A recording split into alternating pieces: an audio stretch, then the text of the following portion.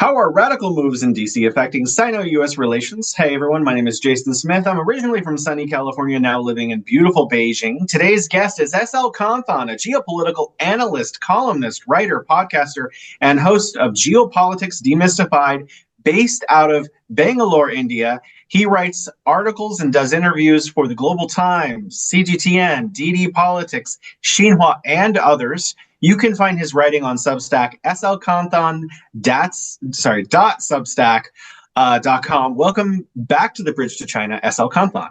Thank you, Jason. It's always a pleasure to chat with you. Likewise, my friend. You wrote an article on your Substack a while back. I went, combing through your Substack. I think this is 2022. 6 reasons why the U.S. attacks China every day. Why? Yeah, wow. So when you said that, so I had to actually go back and look at the article because I forgot. So I looked at the article. So I've now added one more reason. So it's 7 reasons why the US attacks China every day. So the big picture is, if you watched or read George Orwell's 1984, they have this concept called the 2 minutes of hate. So people wake up and then they go to the movie theater, and it's 2 minutes of pure hatred on, the opposition or the geopolitical enemy. And then they all scream at the screen, and then they feel better, and then they go home, And this actually works in real life. And these people, they actually follow, well, if you read George Orwell's book, oh my God. Oh, yeah. A couple times. Yeah, you'd be like, this is the manual that we are following in this world. Whether it's, propaganda, mind control, the deception, how the mainstream media works. It's all like taken right out of George Orwell. And the 2 minutes of hate is also straight out of that. And it really works, So they have to keep that hatred alive. And they did that with Russia for many years, Oh, yeah. I grew up in that, yeah. Yeah. So, hide under your desk, kids. That'll save you from the blast. Yeah. So, but why China now? So the number one reason is that China is the geopolitical competitor. It's the peer competitor, and it's like so comprehensive, So it's not, so it's even like, I would say, 10 times bigger than what the Soviet Union was. Because China is like so comprehensive, 360-degree competition, in terms of the economy, technology, military, diplomacy, and now even a soft power, like we see Neja 2. It's now the number 5 movie in the history of movies in the world. And it's gained like $2 billion in just a matter of 2 months, not even 2 months. So it's quite good. Have you seen it? No, I have not. I would like to. They're not showing it in India. It's just so sad. I'm so mad. So hopefully they will change their mind, because it's so. We'll talk about it later. But there needs to be a lot done for the relationship between these two countries. With 1.5 and 1.4 billion people, we need to get together and be friends. So China is competing with the US in all the areas. So they have to badmouth. So that's number one. And number 2 is the reason, like if you watched Xiaohongshu, the red Hmm. note. And you see a lot of Americans are getting very mad, very angry Hmm. at the US government for lying about China all these years. You know, they're like, hold on, I'm making friends with China and they have amazing streets, they have amazing infrastructure, like world class metro systems, and they don't have any homeless people, and their food is so cheap, and pretty much most of the people they own homes, and they don't have property tax, and it costs like less than $1,000 a year to go to the best university in China. So there's this like one woman who's so funny. She's like, "What the heck, America? I just learned from my Chinese friend." And then she lists all the things that Hmm. she learned about China that are so much better than the US. And that's exactly the sort of thing that the elites in the US do not want to happen, because they've been screwing the American public for like at least 50 years, uh, Hmm. the neoliberalism project that started in the 1970s.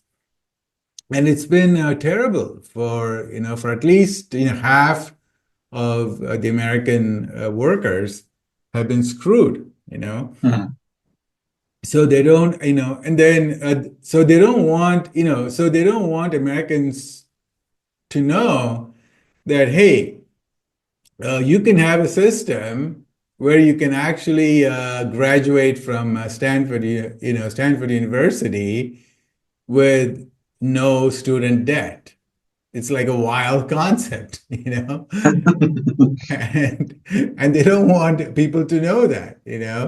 It's like they want to put like shield them from the truth, so people just accept that, yeah, homelessness, yeah, of course homelessness happens. We have a lot of homeless people. Yeah, well, of course, I will get mugged if I go out at night. Duh, I shouldn't leave my home after 9 p.m. I cannot go jogging as a woman, and all these things. And then, and these people, they go to Xiaohongshu and they see like an American woman saying, I have never felt so safe in my entire life when I live in Shanghai. And they're like, yeah, I have a 9-year-old daughter, and she goes, she takes the subway, and, she goes to the piano lessons in the evening, and she's safe. So all these things are, why shouldn't people in the US have all these benefits, right? So they don't want people to know that. And Hmm. then number three is, or no, yeah. So number three is the China model is really bad for the oligarchs who run America, because in China, the government controls the corporations. Hmm. In the US, it is the reverse model. The corporations, they fund all the politicians. They have like thousands of lobbyists who totally control the politicians, what policies they support, you know. And so if you look at the U.S. Congress, a majority of the politicians are millionaires, you know. Hmm.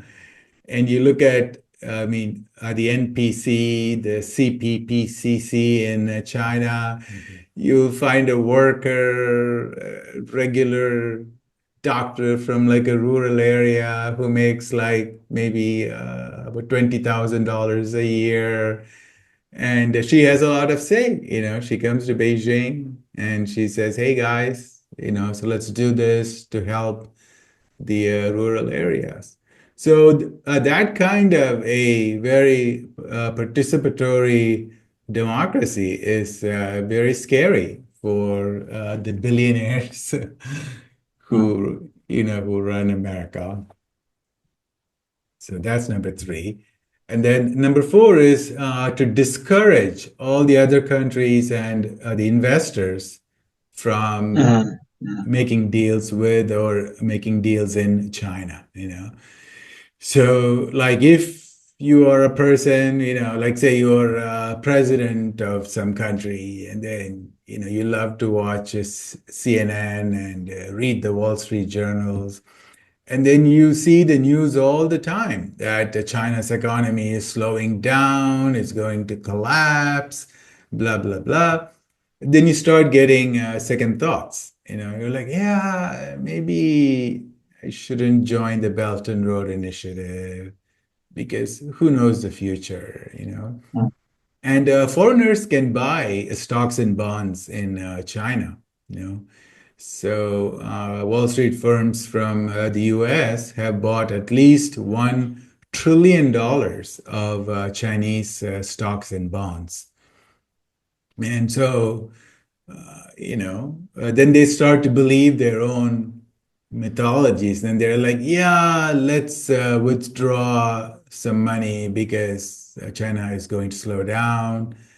And then it becomes a self-fulfilling prophecy, right? Like they withdraw $500 billion, and then the Chinese stock market goes down. And then they're like, yeah, see, we told you so. So that's one reason.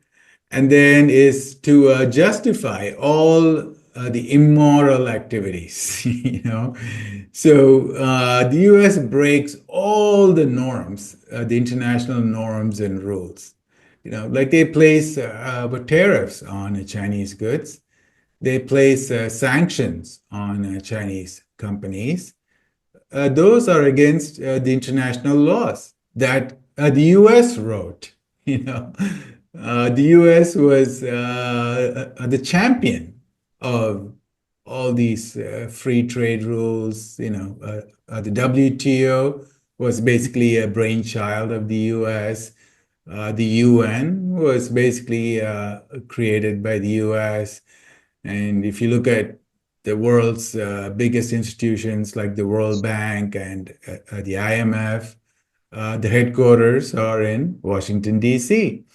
Mhm.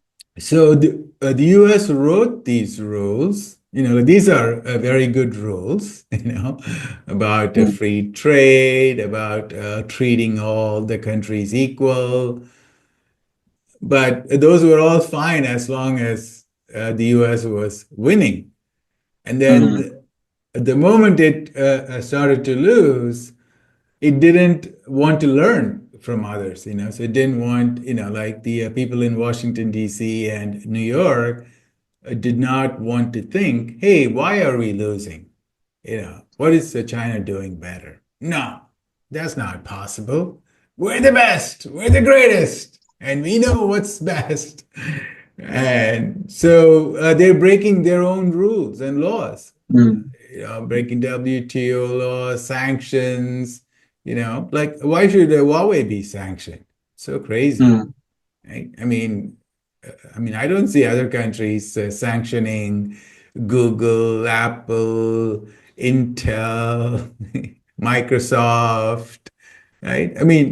People accept, so in my life, like in India, I look at all the software I use, it's all from the US, so nobody has sanctions on American products. So why should the US have sanctions on Chinese products? So, but if you demonize China, then no American is going to ask, hey, why can I not drive a BYD? Why can I Mhm. not use a Xiaomi phone? Why can I not use DeepSeek? Right? because you turn China into a bad thing, and then nobody questions. Oh my God, it's the CCP. BYD is going. BYD will probably spy on me and send to Beijing what I had for lunch yesterday. So, so just like the insane paranoia, right? Like the whole the spy balloon incident. My Oh God. my. What's really funny about that to me is that the whole time it was over the US, they practically guaranteed all the time, all the networks, all the newspapers, this was spying. And the moment it touches down and the Pentagon investigates and finds out that it was not actually recording anything, you could like see like a blip in the media and it disappears. They did not attempt to undo any of the damage that they had been causing for weeks up until that, knowledge came out. It's just ludicrous. Yeah. So that line about that the balloon was not spying was like buried in like the 15th paragraph in the article, you know. So most people now will not believe that, Mm, that it was not a spy balloon. mm, So that kind of paranoia, it comes from the 2 minutes of hate. Like you hear something bad every day, and then you just like totally believe it. But I mean, the Americans they do it to themselves, which is kind of sad. Like you see how polarized the country is. Yeah, the Democrats versus Republicans. And like they cannot, like if you talk to a Democrat, he cannot say one good thing about Trump, you know, mm, because he is caught up in this 2 minutes of hate mm, in the domestic politics. So mm. that's also sad. So the number six is actually very important. It was to turn the Muslims against China, because the US, the deep state had successfully turned Americans against China, and a lot of the Europeans are also sort of against China. Um, So China is sort of the saving route or the fallback is the global south, the developing nation, and I mean, like in India, the U.S. has done a very good job in driving a wedge between India and China, and to flame the problems, like the border problems. There was no a reason for the border problems to become such huge issue,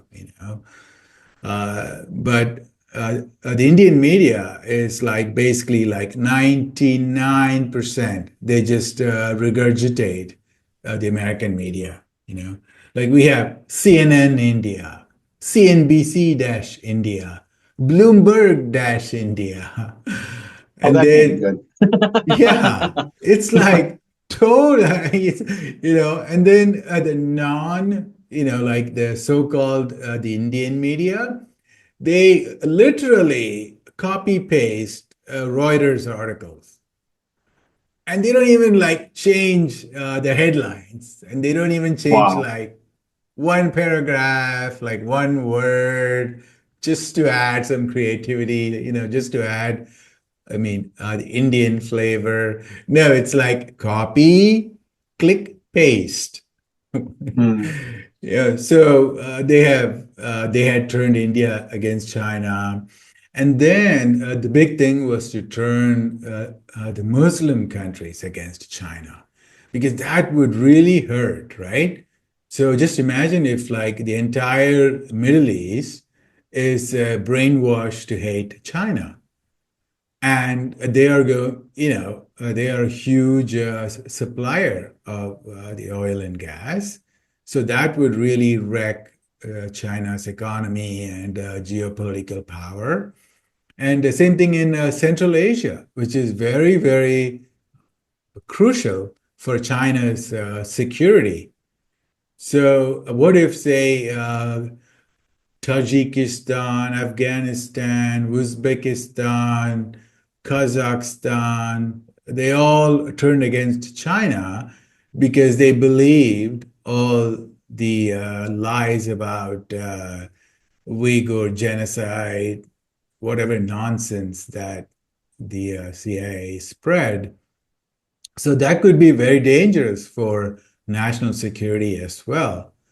And then if you look at Southeast Asia, and if you look at, say, Malaysia, Indonesia, like they're all very, very strategic nations, and China needs to have really good relations with them for security in South China Sea and for trade, all of that. So, what if Mhm. all the Muslims in Indonesia they are propagandized to hate China? So that would be very bad, right? So that's one of the reasons that the U.S., the deep state, it spread. Um, so now it's kind of died down. It looks like But Marco Rubio is trying to bring it back. oh my God. He's been giving a lot of speeches about this very kind of issue. It seems like he's trying to resurrect the Uyghur propaganda. So we'll see if he's able to do that. Oh my God. So, yeah, because I thought, okay, so they did from like 2018 to maybe 2022. And then after 5 years, it got really boring. And a lot of people like yourself were able to debunk all the lies. So I thought it was going away. So, okay, so looks like they're trying to resurrect. That's kind of sad because when I listen to Mark Rubio talk about the multipolar world, he talks about how the US must get along with Russia because those are two great powers. I'm like, wow, this guy is so mature. Not bad, not bad. But then Let's he's, see how that goes. yeah, back to square one when it comes to China. There's a problem. There's a huge problem in the Republican Party. Like, so many people are just like insanely crazy about China. Like it's not even like okay, so like there is, so let's say like the normalcy is 50. Like you draw like a bell curve, and then the average is 50, and these people are like in 99 percentile, like insanely. Elbridge Colby, his assignment to the Pentagon was just, for me, kind of the United States saying, no, we're going to continue to keep the heat up on China. So, Yeah, so Colby is like it's like a decent guy. He's kind of smart, and at least like the way he says it is like a little bit diplomatic and logical, as opposed to say with Tom Cotton, who's like, oh, "Were you ever a member of the CCP?" You know, and then like one Republican guy, he now wants to ban all the students from I China. know.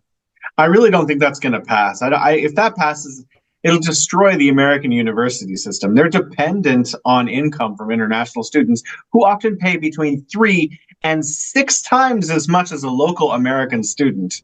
Wow. Yeah. And also, like, I mean, these days, what the world needs most, is like Mm, the people to people exchange. You know, mm, what is the point in having the internet and mm, planes? But then we all live in our own little bubbles. We hate mm. everyone. It's so sad, Like, But you mentioned a seventh reason. yes. Okay, sorry. So the seventh reason is to try, I mean, the color revolution, right? Mm, Is to turn Uyghur against the Chinese government, is to turn the Hong Kong people against China, is to turn, like maybe Mongolians against China, is to, I mean, I saw some articles in the New York Times, and they were crying fake tears about how the Mongolian language was being erased. Like, what are you guys talking about? Crazy nuts. And then, of course, there is a famous, I mean, like their favorite, the Tibet, Shizang, right? Mhm. So, they still dream about stirring up some trouble in Tibet. And then, so like say, what if they didn't have this, the negative propaganda, right? And then I just imagine what would happen in, say, with Taiwan. People would be like, wow, we love China. They're our brothers and sisters. We don't mind reunification, you know? So that would be like terrible for people like Colby, right? So, Mm. so this the 2 minutes of hatred is to make sure that the Taiwanese people, the majority of the Taiwanese people, would be scared about reunification. Well, let's pivot a little bit. I know you do geopolitics. You also like to talk about technology, human rights, all kinds of things. Um, the United States, under Biden, with Gina Raimondo as the Commerce Secretary, attempted to begin kind of a technological war against China by blocking out Chinese companies and sanctioning Chinese companies.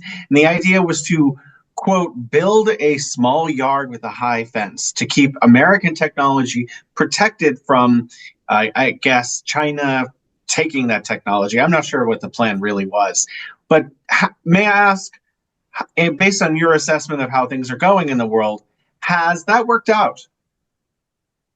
Yes and no, So, like we talked about, how the US banned Huawei, right? So, like if it, say, for example, like if you go back to say 2018, Huawei in the beginning of 2018 had surpassed, the Apple as the second most popular or selling smartphone. And Mm, then by the end of 2018, Huawei had actually surpassed Samsung, you know. So just imagine if there were no US sanctions, if we really had free trade, Huawei would have been the number one smartphone for the last 5 years. So it's so sad that that sanction it crippled Huawei's smartphone market share, right? So similarly, if the US had not had any sanctions on all these other companies, we would see Chinese companies doing, being a lot more successful, you know.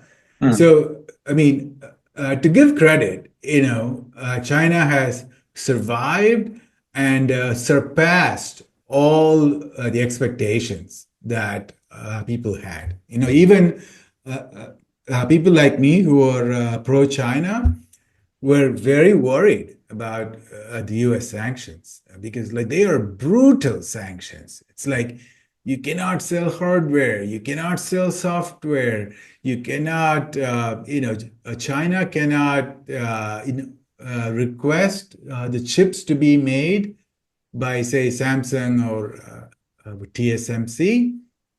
And China could not even buy the machines that could mm. make the chips. This is like so ruthless, so mean, so petty. So just imagine, how the Chinese semiconductor sector would have been in the last 6, 7 years if there were no sanctions. Like, like they would be super successful all over the world. So that's the bad news. the good news is that it made China very self-sufficient.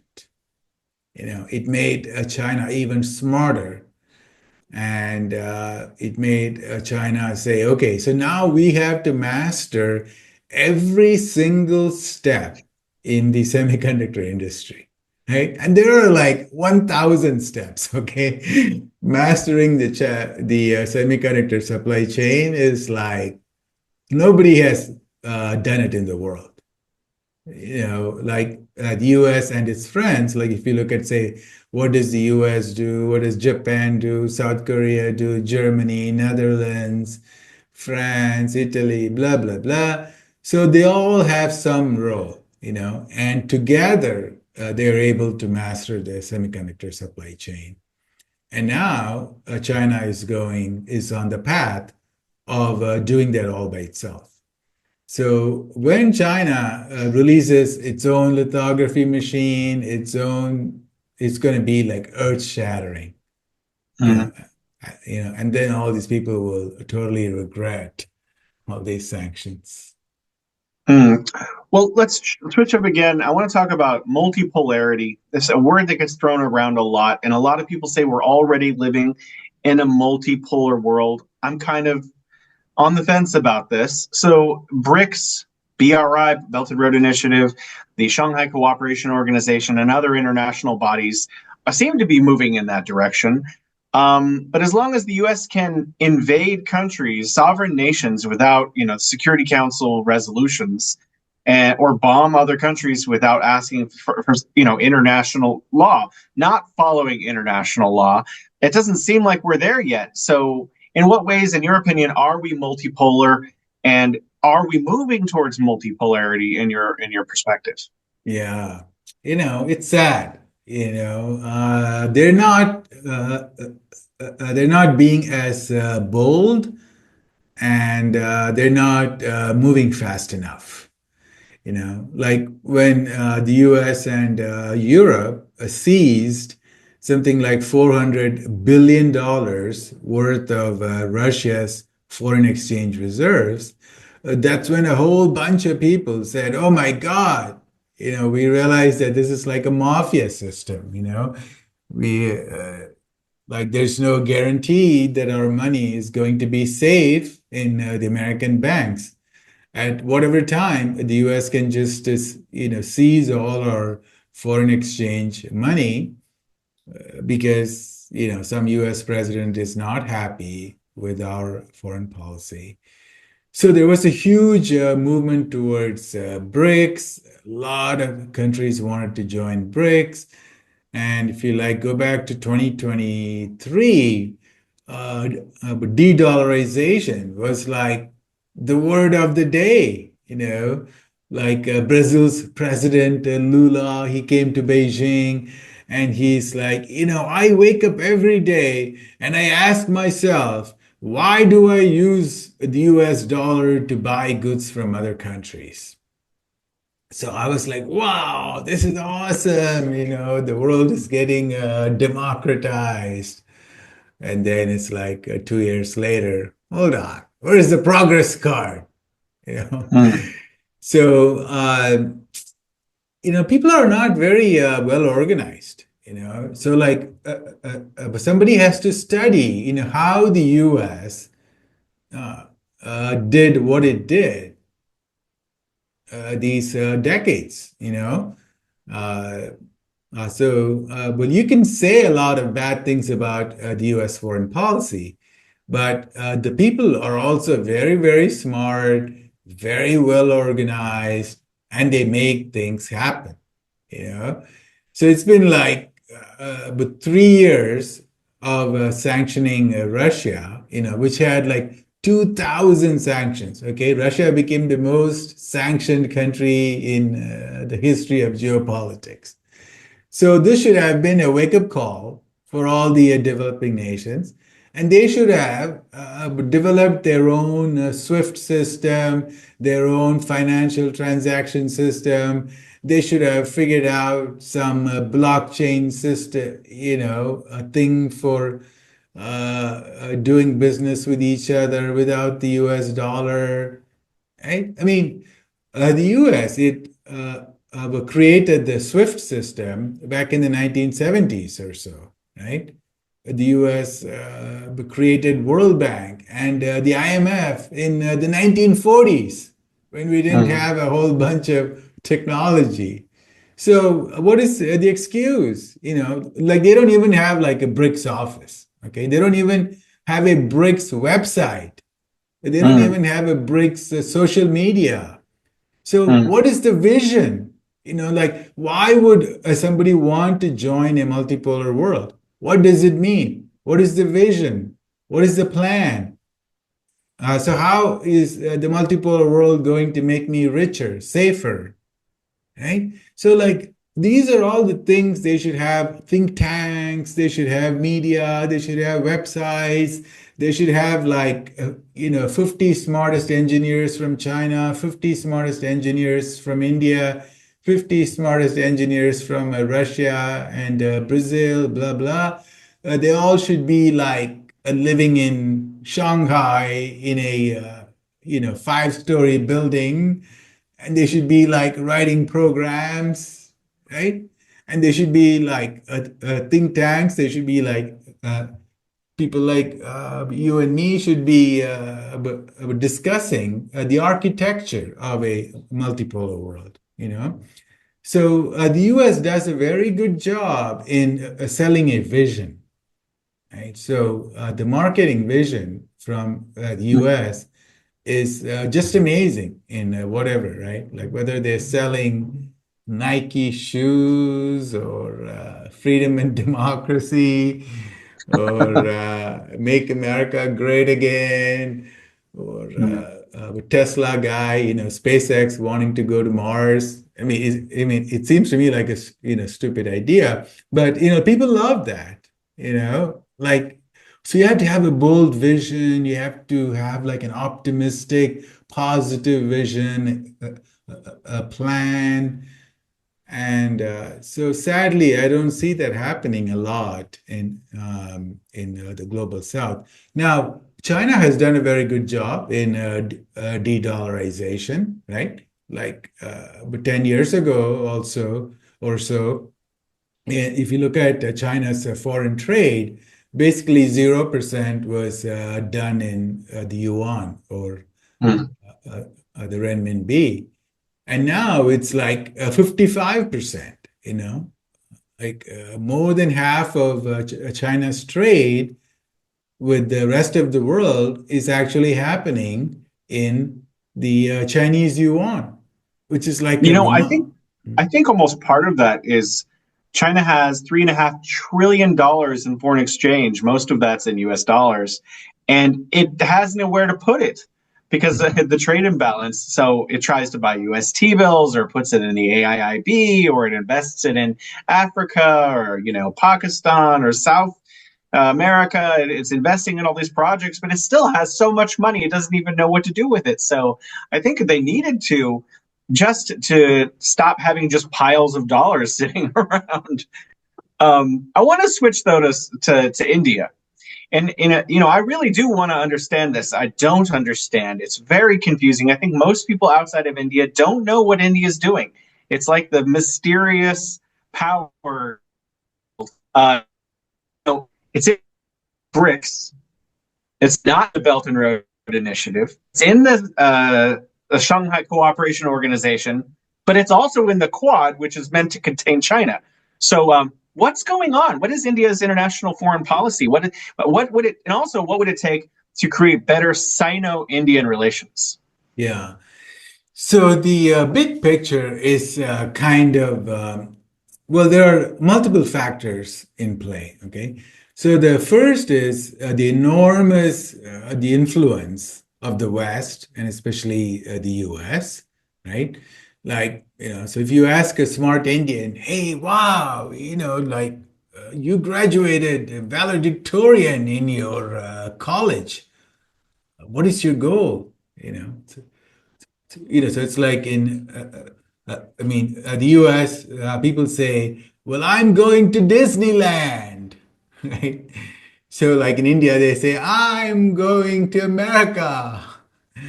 So that is the default, So you have all these smartest people. The first thing they want to do is to go to the US. And then what happens? These people, they go to the US, they study at Harvard, and then they become the head of the World Bank, some big shot at the IMF, and they get totally brainwashed by capitalism, by neoliberalism. They hate manufacturing, they hate China, they love Wall Street, stock buybacks. So all this like bad stuff. And then, they become like you know, puppets of America, whether they consciously do it or not. It's like they become so like, friends with the US. They start to think like the US. They have, they bond with Henry Kissinger. Well, he's not there anymore, but, but you get the message. So it's like, so it's very hard. And then when they come back, they view geopolitics through the American perspective. So then they're like, yeah, China is trying to contain India. It's like, what are you talking about? China doesn't want to contain India. But there are some like spheres of influence struggle. Uh, but I mean, I think that every country should be allowed to be friends with everyone, right? So just like we cannot force, say, Ukraine to hate Russia and to be friends only with Europe and the US. Okay, that leads to the destruction of small countries. So small countries should be friends with everyone. So if you have like say Sri Lanka, Mauritius, Maldives, and all these small islands and small countries in the Indian Ocean are under heavy pressure from the US and others to not to be friends with China, right? And then India becomes the geopolitical proxy. So like rather than the US having a military base in Maldives, they will tell the, the Indian government, hey, why don't you set up a military base in Maldives? And we will support you and we will help you in other ways. Why don't you set up the Indian military base in the Andaman? So, like, if there's a war between the US and China, you can bomb all the Chinese ships that go through Singapore, Malaysia, through the Malacca Strait, right? So it's like the proxy war. And so they do a very good job. And, if you look at the elites in India, their children study in the US, they have families living in the US. So it's very easy for them to be bought into the American narrative. So that's the main problem. That said, I think that China is doing a great job in building people-to-people exchanges. China is able to invite Indian students, Indian journalists. So, hopefully China can do more. Like for example, like Nerja too. You know, I'm sure that the Indian people would love the movie. Like Mm. both Nerja and Nerja too. It's I so I'm not a fan of. The cartoons and the animation. So I Mhm. was very, very hesitant to watch Nezha 1. And Mm. somebody from the Chinese media, they wanted to know what I thought of Nezha. So I'm like, okay, all right, I'll force myself to watch Nezha. and I found that online, you know. Mm, I was like, wow, this is actually really good, you mm. know. And I You know, watched, during the Chinese New Year, I watched the first one. It was okay, but then my wife brought me to the movie theater, and without English subtitles, and my Chinese isn't that good. It's just okay. So I was mostly just looking at the pictures and the intonations and body language. Part two was so much better. It was so mm, amazing. wow, okay. So I loved the first one. I mean, I was so surprised. You know, so I thought it would be like for children, Mm, but there was like very profound messages and really good, wholesome values, and also good, you know, CGI fighting scene and humor and all that.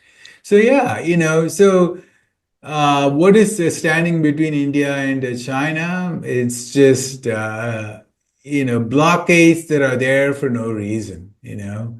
mm, So, but India has to look at the future because 10 years from now, okay, China is going to be number one in like pretty much every sector, right? Whether it's going to be electric cars, solar panels, robots, humanoids, AI. China is going to be number one, and we need to be friends with the number one. You know, I mean, we should be friends with both, right? Like, you know, be mm, friends with the US, you know, and also now there's a lot of backlash in the US against the H-1B visas. Okay. mm. A lot of Americans are very, very mad at the Indians for coming and stealing their jobs. So this paradise of, you know, flying to America at at the drop of a hat is not going to work much longer. Right? So the smart Indians need to stay in India, make India great again. Okay, like sacrifice for one generation, right? Like maybe you don't have the opportunity to, you know, to live in Santa Clara or Santa Cruz or what is the wine place above San Francisco? The Napa Valley. yeah, okay. So maybe you don't have the opportunity to like have wonderful wine in Napa Valley, and you have to be stuck in Bangalore with the potholes and you know, but it's a Well, if they sacrifice. if they if they make India great again, they can get rid of potholes. You know, I just realized you could sell hats. You know, MIGA hats, like make a fortune. Yeah, you know, but you have to sacrifice for one generation, right? You know, Oh like yeah. you know, so like maybe you know, so you know, you cannot create the Napa Valley in your lifetime. But if you work hard and then your sons and daughters are going to have the same lifestyle, right? Like, you know, Mm, like think about China, right? You know, mm, how many people sacrificed mm, in the 1990s and the 2000s, right? Like mm. they had to work for 50 cents an hour in factories making Nike shoes, and they had to live in polluted cities, right? Like if you go to Beijing 25 years ago, it was very, very polluted, right? But that's the sacrifice they did. And now Beijing is beautiful, right? Mm. But you know, do the Chinese kids these days, you know, like do they fully understand what their parents and grandparents sacrificed? Hopefully they do, you know. I Uh, doubt it. They look so happy. They look at, I grew up in America, in the suburbs in the 1980s, and I had a good life. It was a good, baseball cards and, bicycling, and everything was great, blue skies and kites. But looking at these Chinese kids here in Beijing, oh, I'm jealous. They got every kind of toy you can imagine. The toy stores look like you get robot dogs in there and like flying toys and that you can control. This is amazing, man. I wish I had grown up right now in China because it's just amazing here. I want to switch gears though to democracy. The two sessions just happened recently, And everyone in America thinks that China has no democracy. And of course, I think rightly, people look at India and they think, oh, wow, there's democracy. So my question is this: is China democratic or is it not? What is the NPC? What is the two sessions? Yeah. So, this is another thing that the US influence. They determine the words. Okay. So, just like the US can determine what is a man, what is a woman. Yeah, Mm, well, a woman can have, the male parts, whatever, So, it's all about the definitions, the narrative control. So if you look at Lincoln's definition of democracy, and he said it's of the people, by the people, for the people. So if you use that definition, yes, China has democracy. Xi Jinping is Chinese. All the CPC members are Chinese. They're not from Korea. They're not from Germany. They're all Chinese. So the government is made of the people. And in the second part is, like where one can debate a little bit. One can say, I mean, well, are the CPC members selected by the Chinese people? So for the outsider, it may seem like no, because if you don't have fancy the elections, then how can you say that the government was elected by the people? But it is elected by the people, but in a more meritocratic way, right? It works like a giant corporation of 100 million people, the CPC, and you have to work your way up, slowly. You start at a village level, blah, blah, blah, and then you become the city level. Like I just read how Xi Jinping became the president, and but compare that with how say George W. Bush became the president, and you'll see a huge difference. So that's very democratic and for the people. For me, that's the most important, right? So who does more for the people? I mean, like if you ask the Americans, like they would say 75% of Americans would say that the Congress does not do anything for people like me. So Congress has like an approval rate of 12% because people understand that the U.S. politicians are there to represent the lobbyists. Okay, so they don't wake up every day and say, "What can I do to help the person in the Rust Belt?" Those people in Kentucky, they have all the, they've been suffering for 40 years. What can I do to help the people in West Virginia? No, they don't care about the poor Americans. They don't care about, so they blame the poor Americans, They're like, mm, you don't contribute to the GDP. So we don't care about people like in Iowa, Kansas, Tennessee. We don't care about them because you're not like as highly productive as the people in the Silicon Valley, But in Beijing, they care about everybody. They care about the poorest people. Like you have shared, uh, photos of how Beijing builds, homes for people in the poorest region. And you look at like the province like Guizhou. How do you say Guizhou. that? Yeah, it's Guizhou. Guizhou.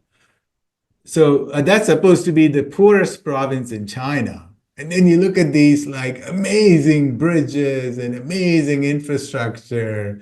You go, hold on, how is this the poorest province in China?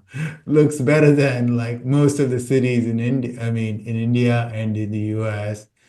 And even like in Europe, I mean, Mm, there was a time when like, you want to like fantasize about beautiful places. You think of Italy, France, some like romantic areas. And now you look at those places, they're like, they have floods and all these, they look so sad. So, who takes care of the people better? It's the CPC. They lifted like 750, 80 million people out of the extreme poverty. And they still, like you know, but every year, Beijing releases a document, okay? And it's the first document they release. And it's called the number one document. That's the name. And the number one document that Beijing releases once a year in January, like in the first week of January or so, is all about farmers, about rural China. So how beautiful is that, right?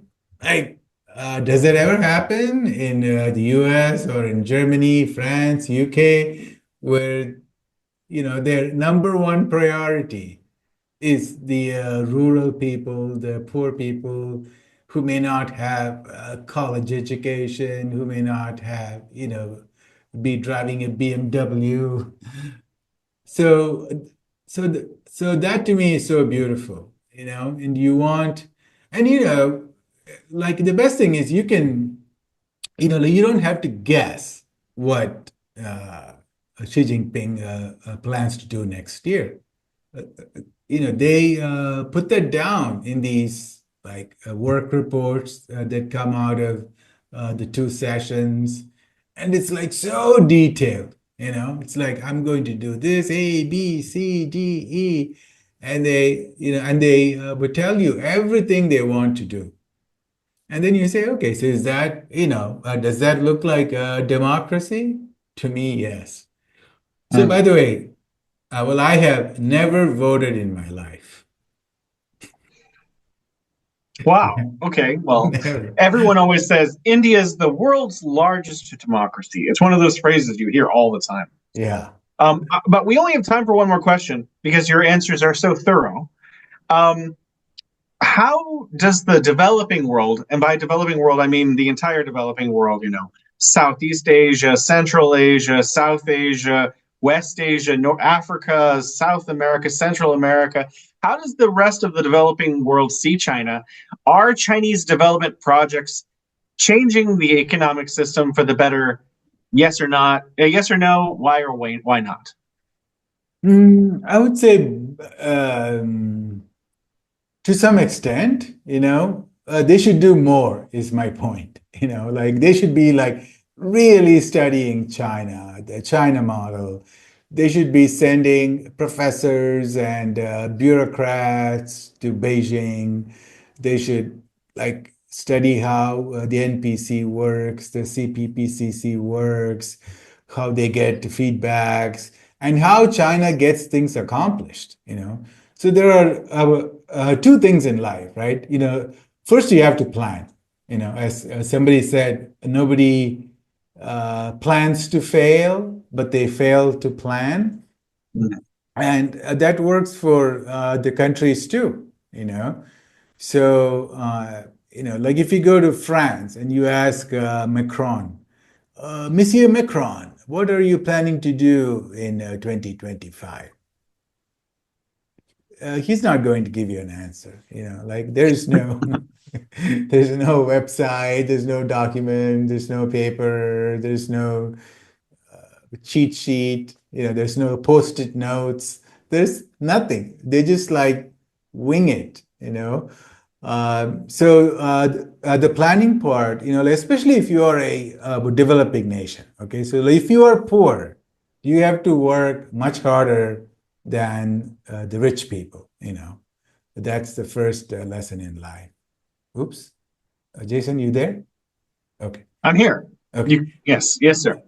So, the image froze for a few seconds. So, okay. Mm. So the planning part, the poor countries have to learn. That's the first step. And then comes the execution, because you can write down all the plans. You can say, I'm going to go to the gym, 7 times a week. That's a good plan, but you have to make it happen. So, most people, at least on social media, do not understand how China succeeded. You know, like I saw this woman on Bill Maher's show, and she's like, China succeeded because of cheap labor. Man, if that is the only thing you need to succeed in life, all the developing nations would be successful. You know, you know. So they try to do like the outsourcing, right? They try to do the China Plus, the reshore, friendshore, offshore for 5 years. Nothing happened, right? They could not move manufacturing from China to India, for example. It's very, very hard. And finally, people are understanding manufacturing is like rocket science. It's like, I mean, as difficult as rocket science. So people should learn. I think some countries are doing a good job, but overall, they should do a lot more. Hmm. I what's your perception of the possibility? Well, I guess kind of already answered it, but I want to go back to Sino-Indian relations. What beyond the United States, beyond treasured academics moving to the United States, what other things can be done by India or China? People who want to be deep in the relationship to improve relationships between these two great nations.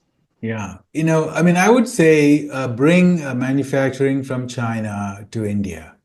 Like think about what China did in the 1990s. And, they went to Volkswagen. They said, Mr. Volkswagen, please come to China. And then Volkswagen was like, no, I don't know. What is China? But nobody drives cars in China. Why should we move? And then China gave all the incentives. They're like, no, no, VW, you come to China. We will buy all your cars for taxis. The government, the officials will buy VW. And then VW had a wonderful time for like the next 25 years or so. VW was the number one brand in China, right? So it was like a win-win. And you have to be, I mean, humble enough to say that I don't know, I don't have the skills. I want you, I want to learn from you, and we will create a win-win situation, you know. Mm. So a lot of Indians have no idea how far China is. Okay, it's like way, way far. But you can look at the metrics, like say GDP per capita, manufacturing, trade, the exports, the number of Fortune 500 firms, bullet trains, electricity production, patents. That's a great Mhm. indication of where you are. So you look at all these metrics, and it shows you that India is 20 years behind China, right? And that's just a fact, and you don't have to feel ashamed about it, right? So like you have a friend who's a better tennis player, you don't get mad at him. You say, "Wow, buddy, so can I play with you? So I can improve my game, right? And I'll buy you lunch." Right? So you have to, so you have to, sweeten the offer, which is Mm. what China did, right? Like say, for example, China and Japan have some bad history, right? Like the Japanese did some really, really terrible things to China. But China has not done any like really terrible things to India, right? I mean, you look at 2,000 years of history, 99.9% were like wonderful relations, you know, very warm relations, and both cultures are very similar in many ways. And we have the same values, like family, education, working hard. Like those are all the foundations of a society. So, like whenever I meet a Chinese or a Vietnamese, I feel like, I'm able to bond immediately. Like there are some values, the core values that are very common in Asia. Mm. So there's no reason that we should be fighting with China, and we have to be, humble, and we have to know that there are like a lot of things we can learn from the U.S. You know about the innovation, the creativity, finance, Wall Street. Okay, so like those are all good. But when it comes to what a developing nation needs the most and how to build the holistic development, So, for example, in India, we still have 1 billion people living in the rural areas, right? So, who knows the best in the world on how to move hundreds of millions of people from rural areas to cities? From a practical point of view, there's a lot of win-win opportunities. India has a lot of young people. The wages are much lower than in China.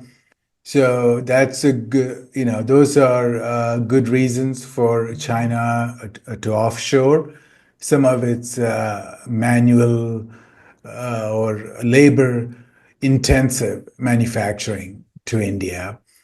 And then also, the middle class in India is growing very rapidly.